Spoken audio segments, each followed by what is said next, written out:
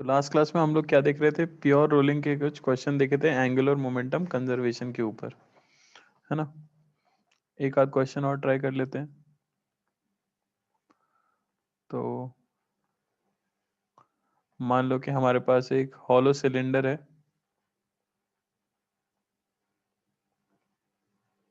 ठीक है ना, जिसका मास m है, रेडियस r है, और इसको हमने एक रफ सरफेस के ऊपर रखा है। सरफेस जो है वो रफ है, और मान लो कि इसके सेंटर को हमने एक वेलोसिटी दे दी है v0, और इसे ओमेगा दिया गया है ऑपोजिट डायरेक्शन में, और ओमेगा की जो वैल्यू है स्टार्टिंग में वो है मान लो कि v0/2r। तो आपको बताना है speed of centre of mass, speed of centre of mass of cylinder when pure rolling starts, when pure rolling starts. Okay, पहली चीज तो ये बता दो। दूसरी चीज बता दो, work done bye kinetic friction, work done bye kinetic friction in the process.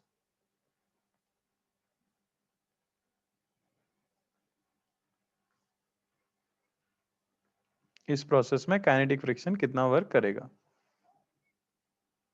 Try करो। चलो देखो, तो सबसे पहले तो ये समझ आ जाना चाहिए कि आपसे पूछा गया है स्पीड बतानी है जब प्योर रोलिंग स्टार्ट होगी, यानी एक सिचुएशन हमें फाइनली माननी होगी जो कि प्योर रोलिंग की है। तो उस समय मैं मान लेता हूँ स्पीड कुछ हो गई होगी v, और ओमेगा इस सेंस में आ जाना चाहिए ताकि v इक्वल हो गया हो r ओमेगा के। ये तो फाइनल सिचुएशन है, ठीक है ना। इनिशियली हमें दिया गया है कि वो आगे मूव कर रहा था v0 से, और उसका ओमेगा पीछे की तरफ दिया गया है जिसकी वैल्यू है v0/2r। ओके, तो हमें पता है क्योंकि ये एक रफ सरफेस के ऊपर रखा गया है और प्योर रोलिंग स्टार्टिंग में नहीं हो रही है यानी स्लिपिंग हो रही है, तो काइनेटिक फ्रिक्शन लगेगा। इसीलिए बेटर होगा कि हम ग्राउंड के अबाउट किसी पॉइंट पर एंगुलर मोमेंटम कंजर्व कर दें। मैं लिख दूंगा L इनिशियल अबाउट O, ये इक्वल होना चाहिए L फाइनल अबाउट O, है ना। अब इनिशियल एंगुलर मोमेंटम क्या आएगा, तो आप देख सकते हो CTRM का आपको लिखना है। गलती हो सकती है साइन में सिर्फ। तो ये लाइन ऑफ मोशन है, O से ये हो गई परपेंडिकुलर डिस्टेंस R, तो R क्रॉस P, यानी कि मोमेंटम तो हो गया mv0 into perpendicular distance R, R cross P अगर आप करोगे तो ये आएगा into the plane, plus I about centre of mass, cylinder का आ जाता है, हॉलो है क्योंकि तो रिंग वाला आता है mr² इंटू ओमेगा जो कि है v0/2r। लेकिन इसकी डायरेक्शन कहाँ है, राइट हैंड से अगर रोटेशन के सेंस में उंगलियों को घुमाया जाए तो ये आउट ऑफ द प्लेन है। फाइनली तो हमें पता ही है इसी पॉइंट O के अबाउट हम कंजर्व कर रहे हैं, ये डिस्टेंस r है। तो फाइनली ये आ जाएगा m v into r into the plane plus i mr² into omega हो जाएगा v/r into the plane. Into the plane को मैं पॉजिटिव कंसिडर कर लेता हूँ, तो ये मिल जाएगा आपको mv0r माइनस mv0r/2, ये होना चाहिए mvr प्लस mvr, यानी कि यहाँ से हमें मिल जाएगा mv0r/2, ये होना चाहिए 2mvr, और यहाँ से आपको वेलोसिटी मिल जाएगी प्योर रोलिंग स्टार्ट होने पर कि v की वैल्यू हो जानी चाहिए v0/4। ये हो गया आपका पहला पार्ट, बहुत छोटा सा है, सबसे इजीएस्ट वे यही है इसे सॉल्व करने का। सेकेंड पार्ट में बोला गया है आपसे वर्क डन बाय फ्रिक्शन, तो वर्क डन बाय फ्रिक्शन क्योंकि फ्रिक्शन काइनेटिक है तो वो डिसिपेटिव फोर्स है, तो work done by friction basically equal होगा चेंज इन काइनेटिक एनर्जी के, यानी के इनिशियल माइनस के फाइनल, क्योंकि इनिशियली ज़्यादा ही रहेगी एनर्जी। CTRM हो रहा है तो काइनेटिक एनर्जी में ट्रांसलेशन और रोटेशन दोनों लिखना होगा, तो हाफ m v0 स्क्वायर, ये इनिशियल ट्रांसलेशन की, प्लस हाफ i ओमेगा पहले था वी नॉट बाय 2r का होल स्क्वायर, ये half I omega square initial rotational kinetic energy, ठीक है ना। और माइनस फाइनली हम जानते हैं स्पीड हो गई है कितनी, वी नॉट बाय 4, तो half m v not by 4 का whole square plus half I omega square, तो हाफ आई तो वही है एम आर स्क्वायर, पर ओमेगा हो गया है कितना, वी बाय आर, यानी वी नॉट बाय 4r, क्योंकि v not by 4 final speed है। इसी को सॉल्व करने से आपको वर्क डन बाय फ्रिक्शन मिलेगा। यहाँ से वर्क डन बाय फ्रिक्शन की वैल्यू आ जाती है कितनी, देखो जरा, यह आ जाएगा half m v not square plus यहाँ से हमें मिल जाएगा 1/8 m v not square minus m v not square by 32 और minus m v not square by 32, ठीक है ना। बस इसी को हमें क्या करना है, सॉल्व करना है। यहाँ से हमें आंसर कितना मिल जाएगा, वर्क डन बाय फ्रिक्शन, ये हो गया हमारे पास half m v not square plus m v not square by 16, है ना। तो शायद 9 m v not square by 16 हमारा आंसर आ जाएगा। कोई डाउट किसी को? टाइम भी निकाल सकते थे v is equal to u plus 80 से। तो ये मुश्किल प्रॉब्लम्स हैं जो कि अगर आप एंगुलर मोमेंटम कंजर्व करना जानते हो तो आसान लगेंगी, ठीक है।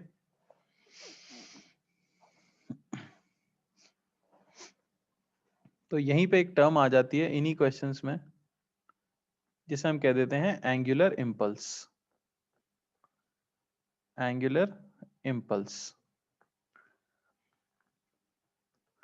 अब जैसे लीनियर इम्पल्स क्या हुआ करता था, इम्पल्स होता था चेंज इन लीनियर मोमेंटम, तो एंगुलर इम्पल्स जो होता है ये हो जाता है basically change in angular momentum, change in angular momentum, okay. यानी कि मैं कह सकता हूं कि जो एंगुलर इम्पल्स होगा किसी भी सिचुएशन में,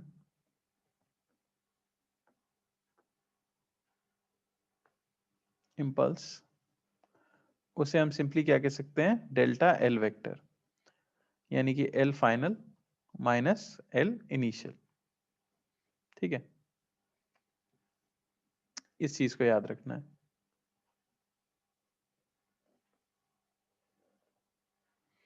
अब देखो इस पे क्वेश्चन कैसे आएगा।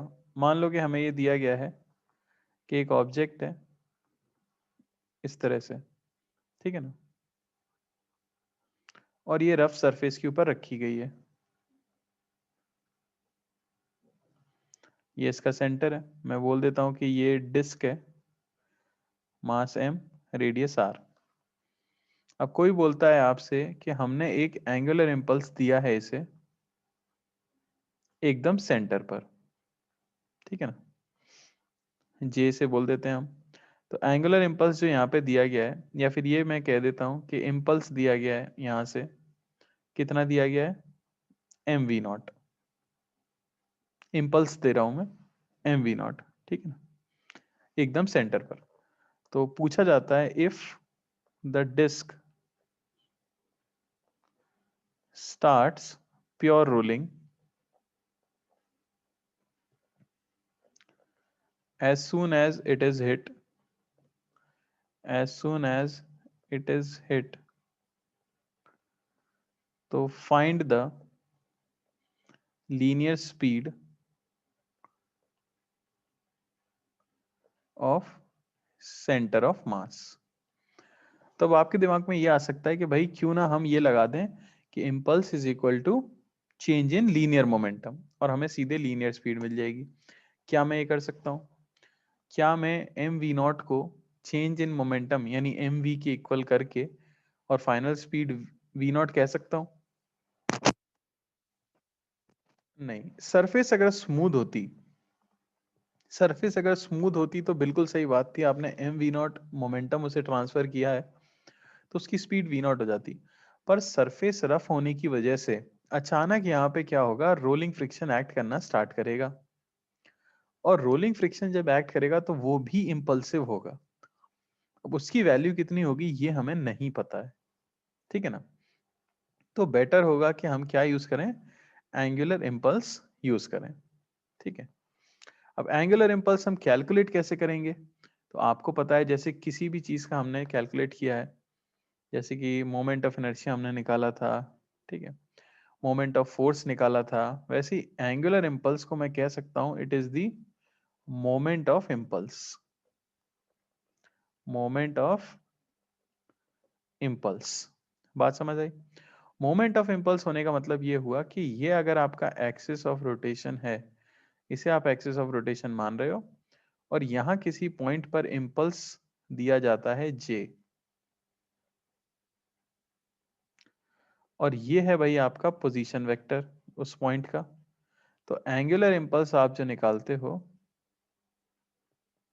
तुम समझ गए होगे क्या होगा फॉर्मूला, वो मैं सिंपली आर क्रॉस जे से निकाल सकता हूं। बात समझ आई। सिर्फ आपको इसका क्या करना है, रोटेशनल इफेक्ट देखना है।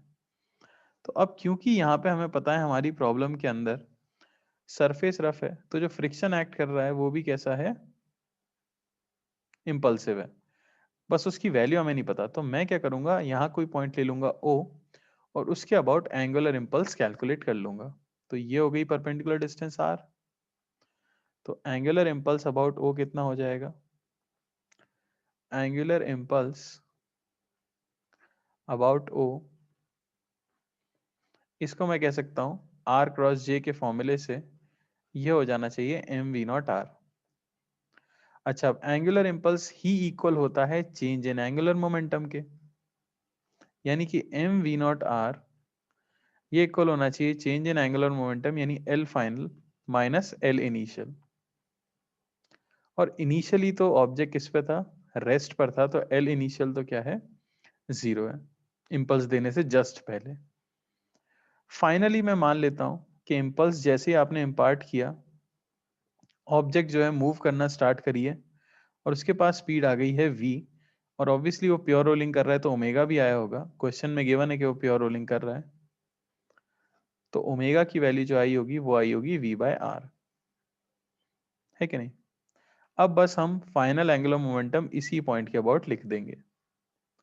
तो आपको पता है CTRM का कैसे लिखा जाता है, एल फाइनल को मैं लिख सकता हूँ, ये हो जाएगा हमारे पास कितना, m v r into the plane plus I about centre of mass disc है ये, m r square by two into omega v by r, यानी m v r plus m v r by two, 3/2 m v r. यह है equation number 2, यह है equation number 1। 2 को उठा के 1 के अंदर अगर हम रख देते हैं तो देखो हमें क्या मिलेगा, आपको मिलेगा m v not r is equal to 3 mvr/2, और v की वैल्यू हमें मिल जाएगी 2v0/3।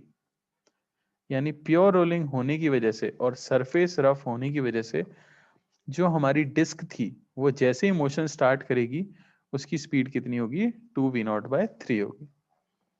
कोई डाउट किसी को। तो मान लीजिए कि आपके पास है एक सॉलिड स्फीयर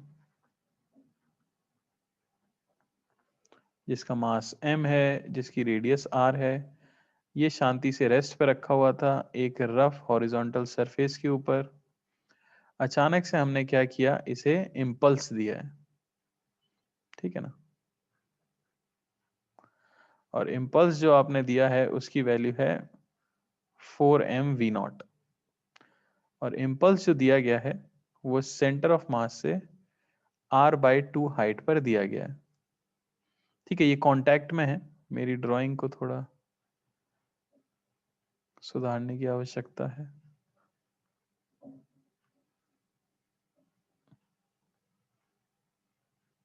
ठीक है ना। तो दिया गया है, तो if the sphere starts the motion with pure rolling, with pure rolling, तो आपको बताना है find linear velocity of centre of mass. Okay, try करो। चलो भाई देखो, तो क्या करेंगे इसके अंदर हम, ऑब्वियसली ग्राउंड पे जो पॉइंट है उसके अबाउट हमें एंगुलर मोमेंटम और इम्पल्स की थ्योरम लगानी होगी, ठीक है ना। सबसे पहले तो मैं क्या कह दूंगा कि एंगुलर इम्पल्स कितना है। एंगुलर इम्पल्स अगर आप कैलकुलेट करोगे तो फॉर्मूला हमें पता है R क्रॉस J। तो इम्पल्स तो है हमारे पास 4mv0, और उससे परपेंडिकुलर डिस्टेंस अगर यहां से देखी जाए तो ये परपेंडिकुलर डिस्टेंस आपको मिल जाएगी R प्लस R/2, यानी कि 3R/2, और डायरेक्शन भी आ रही है इनटू द प्लेन। क्लियर है कि नहीं? यानी यहां से हमें एंगुलर इम्पल्स की वैल्यू जो मिल रही है वो मिल रही है 6mv0r इनटू द प्लेन। अब बस आपको ये अज्यूम करना है कि आपका जो स्फीयर है वो इम्पल्स मिलने के तुरंत बाद v वेलोसिटी से आगे बढ़ता है, ओमेगा से घूमता है, और v इक्वल रहता है r ओमेगा के। अगर ऐसी सिचुएशन है तो एंगुलर मोमेंटम ओ पॉइंट के अबाउट अगर हम लिखें तो हमें फॉर्मूला पता है, फॉर्मूला हो जाता है r cross p plus I about centre of mass into omega, और ये इक्वल हो जाना चाहिए किसके, जो भी एंगुलर इम्पल्स आपने सप्लाई किया, यानी mv0r इंटू द प्लेन। यहां से आपको मिल जाएगा mvr plus I about centre of mass 2/5mr² into v/r का होल स्क्वायर, ये होना चाहिए 6mv0r इंटू द प्लेन, है कि नहीं। सॉल्व करोगे यहां से आपको मिलेगा mvr प्लस 2/5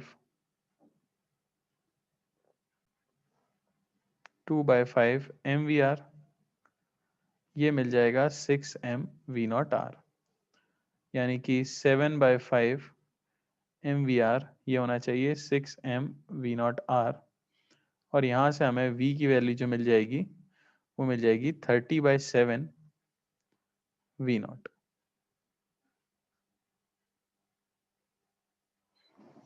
सही है क्या? अब मेनली जो क्वेश्चन आते हैं वो कंबाइन करके आते हैं, किस चीज को, वो मैं यहाँ लिख देता हूँ।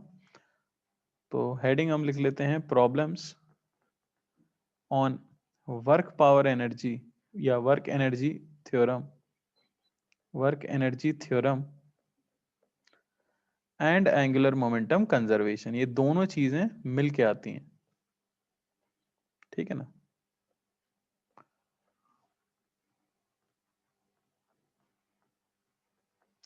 दोनों चीजें मिलके क्वेश्चन के अंदर आती हैं। तो सबसे पहली चीज, तो क्या एनर्जी कंजर्वेशन प्योर रोलिंग वाले क्वेश्चंस में यूज की जा सकती है, बताइए। बिल्कुल। तो ये चीज याद रखना कि energy conservation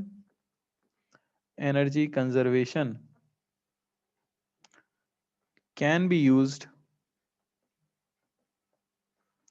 if the object performs pure rolling, क्योंकि जो रोलिंग फ्रिक्शन है वो नॉन डिसिपेटिव होता है। समझ आई बात? तो अगर प्योर रोलिंग हो रही है हर समय पर तो आप एनर्जी कंजर्वेशन यूज कर सकते हो या वर्क एनर्जी थ्योरम में लगा सकते हो। टोटल मैकेनिकल एनर्जी क्या रहती है, कंजर्व रहती है, ये नॉन डिसिपेटिव है, ठीक है ना। तो अब इसके ऊपर प्रॉब्लम्स किस तरह से आती हैं, देखो।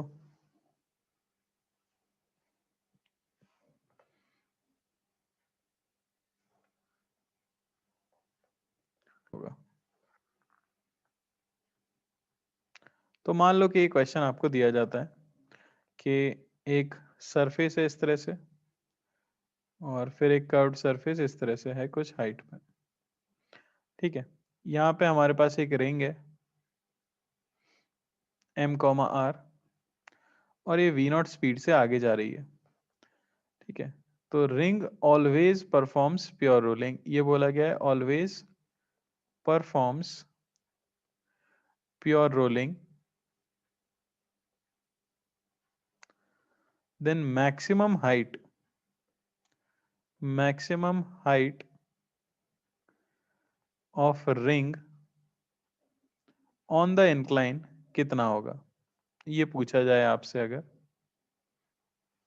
तो उसे हम कैसे करेंगे। तो ये प्योरली बेस्ड है किसके ऊपर, एनर्जी कंजर्वेशन के ऊपर। अब आपको ये सोचना है कि रिंग प्योर रोलिंग कर रही है और हमेशा प्योर रोलिंग करती रहती है, ऐसा उन्होंने बोला है। तो जब वो मैक्सिमम हाइट पे पहुंचेगी तब उसकी लीनियर स्पीड भी जीरो हो जाएगी और उसका ओमेगा भी जीरो हो जाएगा। अब इनिशियली ओमेगा बोला नहीं गया है, पर प्योर रोलिंग कर रही है तो आपको पता होना चाहिए कि इनिशियली ओमेगा होगा कुछ ना कुछ, और इनिशियली जो ओमेगा होगा उसकी वैल्यू हो गई भाई वी नॉट बाय आर, है कि नहीं। तो सिर्फ हम क्या करेंगे, एनर्जी कंजर्वेशन कर देंगे, हम कह देंगे के इनिशियल प्लस पी इनिशियल, ये होना चाहिए K final plus P final. Initial kinetic energy half m v not square, initial rotational kinetic energy half I omega square, इसे मत भूल जाना। पोटेंशियल एनर्जी इनिशियली जीरो ले लेता हूं मैं। फाइनली काइनेटिक एनर्जी आपको पता है, फाइनली मैक्सिमम हाइट पे जब हमारी बॉल रिंग पहुंच जाएगी तो उसकी काइनेटिक एनर्जी जीरो होनी चाहिए, और मान लो कि वो एच हाइट तक ऊपर गई है तो पोटेंशियल एनर्जी हो जाएगी एम जी एच। इसी को सॉल्व कर देते हैं, ये हो जाता है m v not square by two plus m v not square by two, ये होना चाहिए एम जी एच, ठीक है ना। यहाँ से हाइट की वैल्यू जो मिलेगी आपको वो कितनी मिलेगी, वी नॉट स्क्वायर बाय जी। सही बोला क्या मैंने, बताइए। वी नॉट स्क्वायर बाय जी, ये हो जाएगा हमारा आंसर। कोई दिक्कत किसी को, बस रोटेशनल काइनेटिक एनर्जी को ऐड करना है।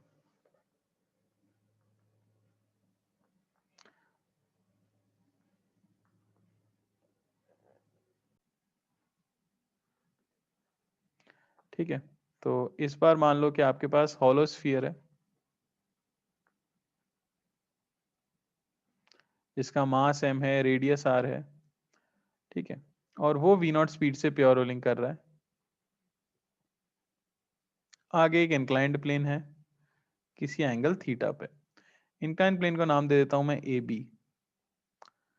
तो यहां तो प्योर रोलिंग हो रही थी, लिखा हुआ है, ठीक है ना। और ये जो ए बी आपका इंक्लाइंड प्लेन है ये स्मूथ है, ठीक है। तो आपको बताना है मैक्सिमम हाइट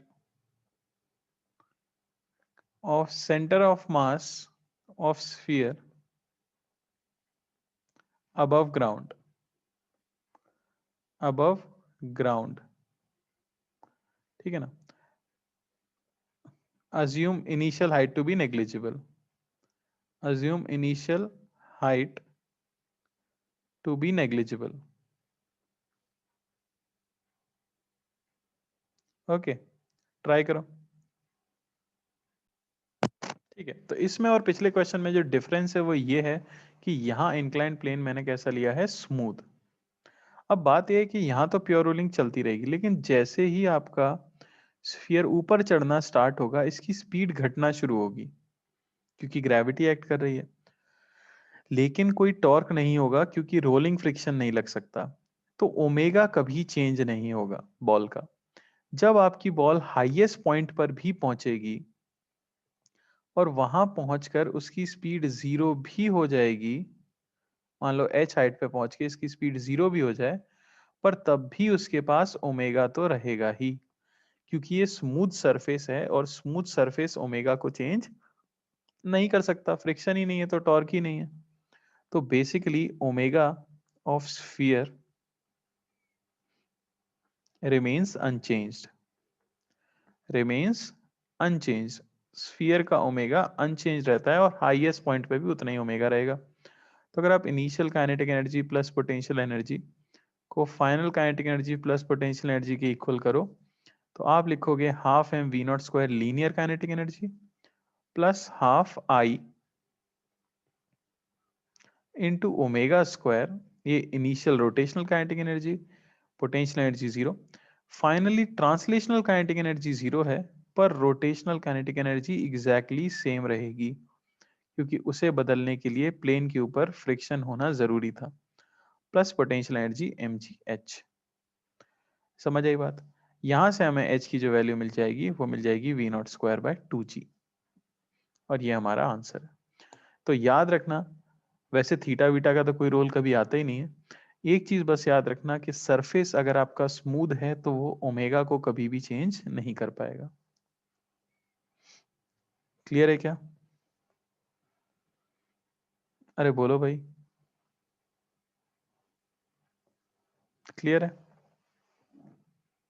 चलो, तो ये प्रॉब्लम्स प्योरली किसकी हैं? एनर्जी कंजर्वेशन की हैं, जैसा कि हम देख सकते हैं। एक और थोड़ी सी बेटर प्रॉब्लम देखते हैं इससे। ठीक है, तो मान लो कि हमारे पास एक सर्कुलर ट्रैक है इस तरह से, ठीक है, और उस ट्रैक की रेडियस है आर, और यहाँ हमारे पास एक छोटी सी डिस्क है जिसका मास m है और रेडियस है स्मॉल r, और दिया गया है कि small r is very very less than capital R, तो आप उसे निग्लेक्ट कर सकते हो। Okay, if the disc if the disk always performs pure rolling, if the disk always performs pure rolling, find minimum speed, find minimum speed given to it to complete the circular track, the circular track। अब आपको बचपन की कुछ बातें याद आ रही होंगी जो हमने पढ़ी थी किसके अंदर? सर्कुलर मोशन के अंदर। किसी को याद है कितनी मिनिमम स्पीड चाहिए होती है लोएस्ट पॉइंट पर? उसी को यहाँ पे यूज करना है, ट्राई करके देखो एक बार।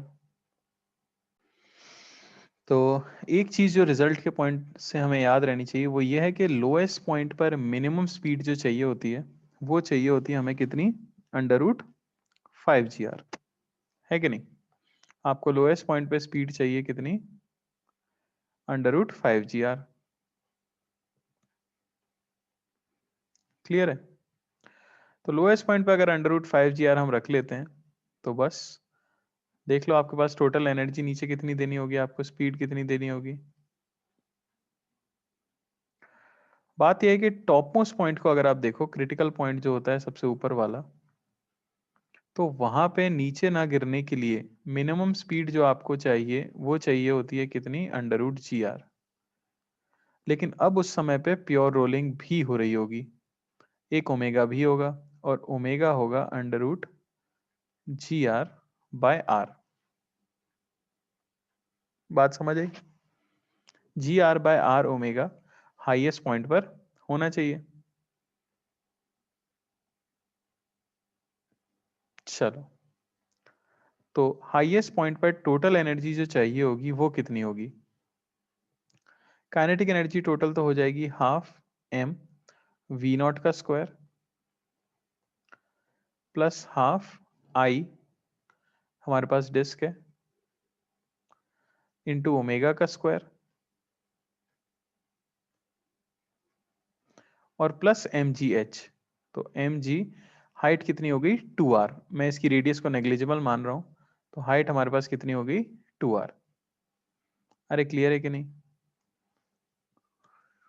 ये है total energy at the highest point, अगर आप नीचे नहीं गिराना चाहते हो अपनी ऑब्जेक्ट को तो। देख लो एक बार फिर से, यह है total energy at top most point, eight top most point, है ना? तो बस बॉटम मोस्ट पॉइंट पे टोटल एनर्जी कितनी होगी? सबसे नीचे जो आपने दी है वो हो जाएगी हाफ एम वी स्क्वायर, आपने अगर वी स्पीड दी है, plus half I into v by r का whole square. Potential energy initially हम क्या ले लेते हैं, 0। ये इक्वेशन 1 है, ये इक्वेशन 2 है, दोनों एनर्जीज को क्या हो जाना चाहिए, इक्वल हो जाना चाहिए। यानी कि मैं कह सकता हूँ ये है m v square plus m v square by 4, यानी कि 5 एम वी स्क्वायर बाय 4, ये इक्वल होना चाहिए m g r by 2 plus m g r cube by 4 r square plus 2 m g r, है कि नहीं। Initial energy equal to final energy. तो यहां से हमें वेलोसिटी का फंक्शन मिलेगा,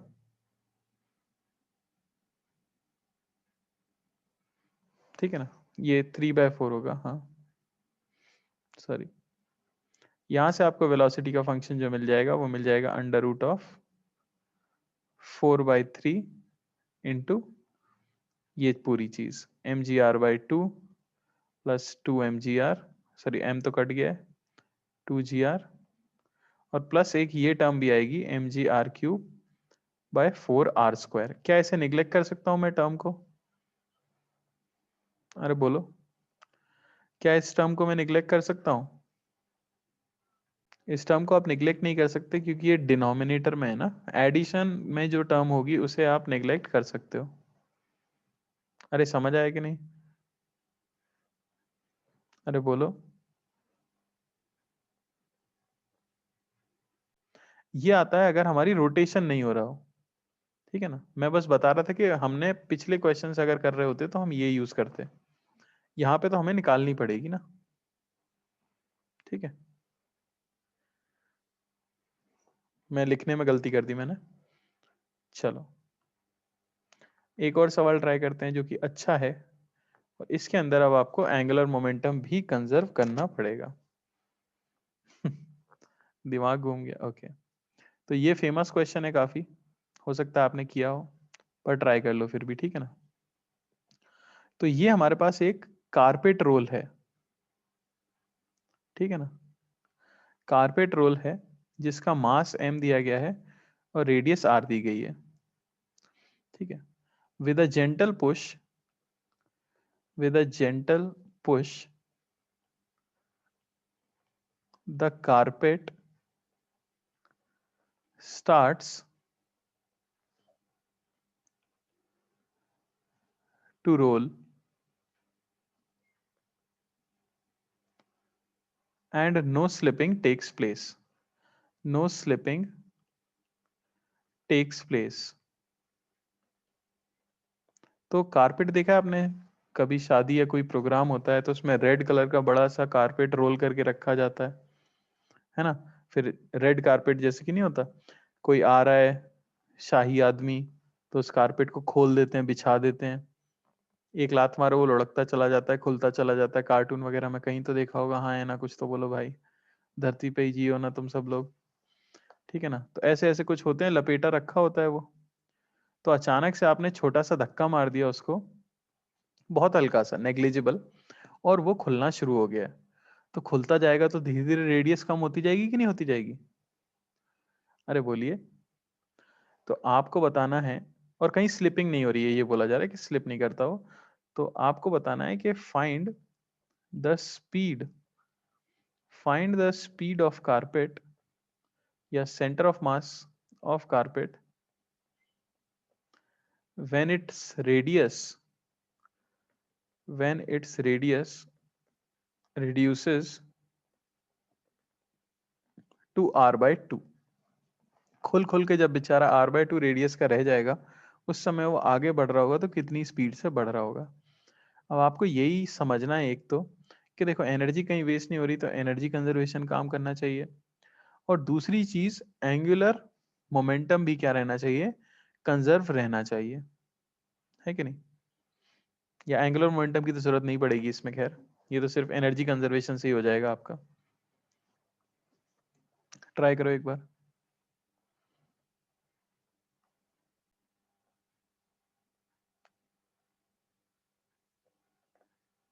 चलो देखो, तो सबसे पहले तो आपको इमेजिन करना होगा सारी चीजें। ये आपका सिलेंडर है आर रेडियस का, मैंने बताया सॉलिड सिलेंडर की तरह होता है, और बाद में इसकी रेडियस रह जाती है r/4। बाकी ये पूरी तरह खुल चुका है। तो इनिशियली आपने इसे जेंटल पुश दिया था, जिससे मान लेते हैं इस समय पे इसके सेंटर ऑफ मास की वेलोसिटी हो जाती है v0, और ओमेगा हो जाता है v0/r, क्योंकि कहीं स्लिपिंग नहीं हो रही, तो ऑब्वियसली क्या हो रही है, प्योर रोलिंग हो रही है। अब मैं क्या करूंगा, मैं ग्राउंड पे एक पॉइंट लूंगा और उसके अबाउट सारे मोशन को देखूंगा, ठीक है ना। हालांकि यहाँ सिर्फ एनर्जी कंजर्वेशन से काम हो जाएगा हमारा। अगर मैं बोलूं कि इनिशियल एनर्जी कितनी थी हमारे सिलेंडर के पास, इनिशियल एनर्जी सिलेंडर के पास सिर्फ पोटेंशियल एनर्जी है, और वो है mgr। सही कहा क्या मैंने? अच्छा, इस समय पे कितनी एनर्जी है ये अगर मैं देखूं, फाइनल एनर्जी, तो एक तो होगी पोटेंशियल एनर्जी। अच्छा, इसका मास अगर कैपिटल एम था, तो इस सिलेंडर का मास ऑब्वियसली कैपिटल एम नहीं होगा, वो कुछ स्मॉल एम हो जाएगा, कुछ घट जाएगा मास, क्योंकि काफी सारा कारपेट तो जमीन पे बिछ चुका होगा, है कि नहीं, इस तरह से कुछ।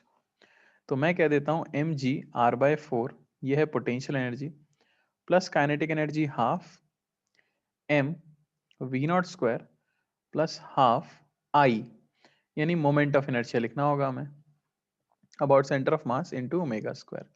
यह है फाइनल एनर्जी।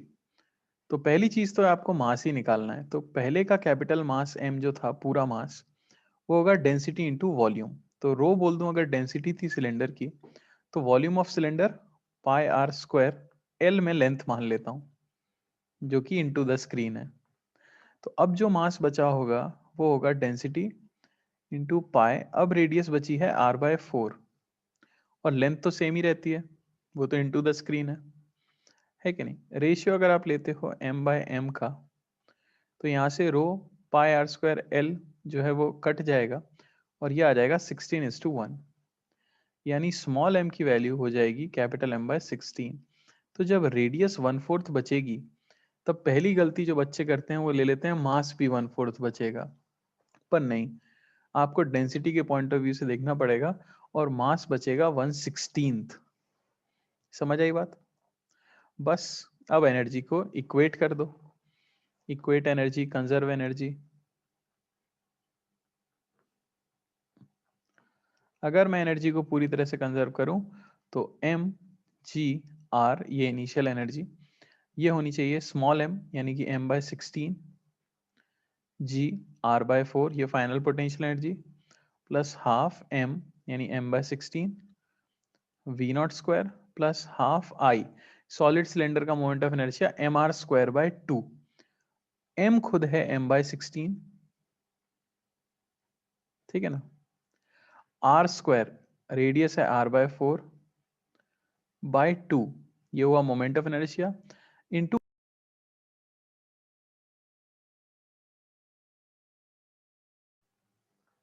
हेलो, हाँ, आवाज आ रही सबको, इनटू ओमेगा स्क्वायर, ओमेगा होगा v0/r, और रेडियस है r/4। यहाँ कई बार गलती लोग करते हैं, ठीक है ना, किसमें, r/4 लिखना भूलने में। इसे सॉल्व करने से आपको क्या मिल जाएगा, v0 मिल जाएगा। क्लियर है कि नहीं?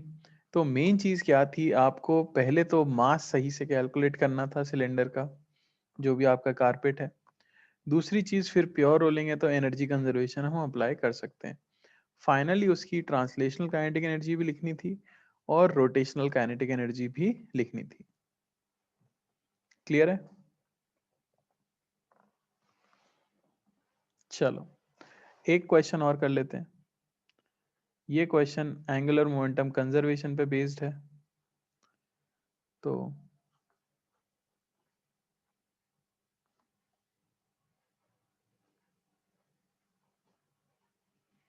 ठीक है ना। यहाँ हमारे पास स्मूथ सरफेस है, और यहाँ भी हमारे पास स्मूथ सरफेस है। यहाँ हमारे पास मान लेते हैं एक 10 kg का क्यूब है, okay, cube of side 1 metre, या साइड एल ले लो, वेरिएबल ही ले लेते हैं, वेरिएबल ही ले लेते हैं। तो एम मास का ब्लॉक है और क्यूब है जिसकी साइड है एल मीटर, ठीक है ना। यहां आपके पास एक सॉलिड सिलेंडर है जो इनटू द स्क्रीन जा रहा है, जैसे कि आप देख सकते हो, जिसका मास सेम एम है और रेडियस उसकी एल है, ठीक है ना। ध्यान से करना पड़ेगा थोड़ा। ये जो ब्लॉक था आपका, ये वी नॉट स्पीड से चलता हुआ आ रहा था स्मूथ सरफेस पे। सिलेंडर जो है वो रफ है, ठीक है। तो क्वेश्चन है कि as the block moves over the cylinder, moves over the cylinder, it does not slip, it does not slip। तो आपको बतानी है speed of block after it crosses to the other side, crosses to the other side. Question समझ आया है कि नहीं आया भाई? एक पत्थर है जो फिसलता हुआ चला आ रहा था स्मूथ सरफेस पे, बीच में एक सिलेंडर रखा हुआ है जो रोटेट कर सकता है अपनी एक्सिस के अबाउट, ठीक है ना। यहाँ से फिक्स्ड है और इसके अबाउट वो रोटेट कर सकता है। व्हील वो नहीं होते, ऐसे रोलर टाइप होता है, तो उसके ऊपर से जब वो फिसल के जाएगा तो रोलर को भी घुमाएगा। तो वो कह रहे हैं जब वो कांटेक्ट में है रोलर के साथ ब्लॉक, तो स्लिपिंग नहीं होती। तो ब्लॉक जब दूसरी साइड पे जाएगा फिसल के, तब उसकी लीनियर स्पीड क्या होगी? ट्राई करो।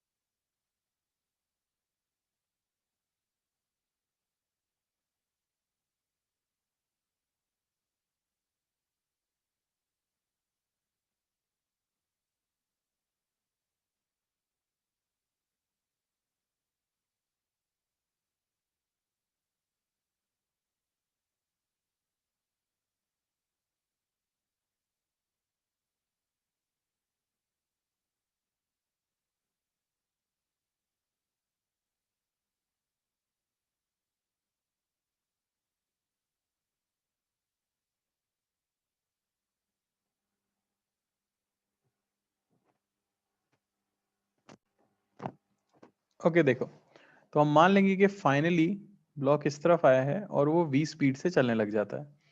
तो आपको करना क्या है, एंगुलर मोमेंटम कंजर्वेशन करना है सिर्फ सिस्टम के लिए, ठीक है ना। तो उसका सेंटर ऑफ मास इस लाइन के अलोंग मूव कर रहा है, तो उसकी डिस्टेंस जो हो जाएगी इस हिंज से, मैं अगर इसके अबाउट एंगुलर मोमेंटम कंजर्व करूं तो ये डिस्टेंस हो जाएगी हमारे पास l plus L by two, यानी कि 3l/2। अरे सही है कि नहीं। Initial angular momentum of the system is final angular momentum. तो मैं कह सकता हूँ m v nought into 3l/2 into the plane, ये था इनिशियली। फाइनली हम कह सकते हैं कि इसकी स्पीड रह जाती है v, तो m v into 3l/2 into the plane, plus ये भी घूमने लगा होगा ओमेगा से। तो I about centre of mass यानी कि ml² क्योंकि l जो है रेडियस है, तो सिलेंडर का moment of inertia I omega angular momentum में लिखना चाह रहा हूँ इंटू ओमेगा, ठीक है ना। अच्छा, अब ओमेगा की वैल्यू क्या होगी, तो क्योंकि कोई स्लिपिंग नहीं हो रही थी, तो जब हमारा सिलेंडर ओमेगा से घूमा होगा और ब्लॉक इसके ऊपर से v स्पीड से गया होगा, तो v इक्वल रहा होगा l ओमेगा के।